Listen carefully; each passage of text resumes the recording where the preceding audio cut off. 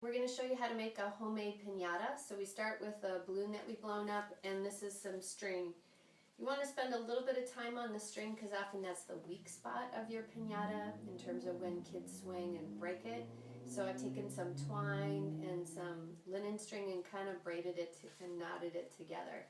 So I'm going to tape this to my balloon with some duct tape. And you got to be careful not to pop your balloon at this point.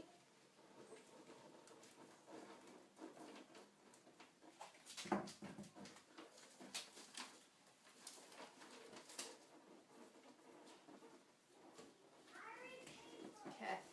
For the solution, we got it online, and we use 1 part water to 4 parts glue. So we use some kind of reusable like yogurt container, and I've marked where the water is. I've marked where the glue is. If you don't have a big thing of glue like this, you'll find recipes online for flour and water paste. It can either be raw or boiled. You can pick which one.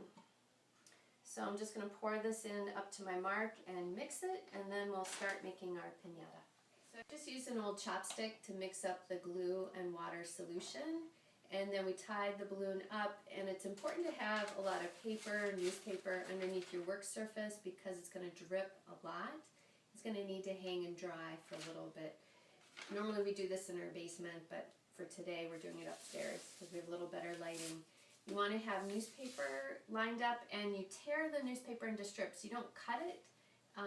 The ripped edges actually work better for blending in the edges when you're making a piñata.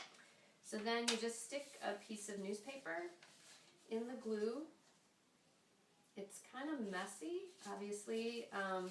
You certainly can get your kids to help. Our kids have never been interested in getting messy like this. So whenever I show them piñatas, they're always like, great, and then they run.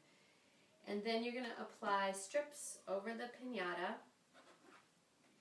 You're going to slightly overlap the edges so that all of the parts of the balloon are covered. Then you're going to let it dry. It's really important to let it dry well. If it doesn't dry well, that's when you get mold growing on the piñata, which is yucky.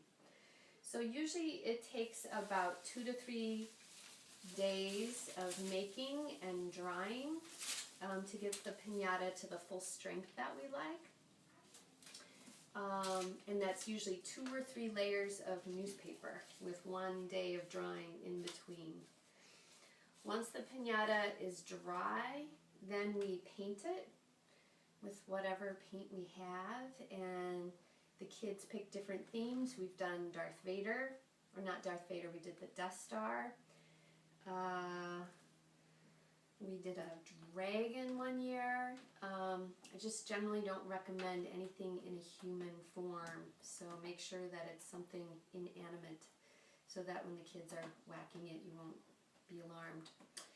Before you paint it, that's usually when we cut a hole somewhere in the piñata, stick the candy or the treats in, and then kind of either tape over that layer, or you could paper mache over that layer, and then you decorate on top of that. And that's our guide to making a homemade piñata.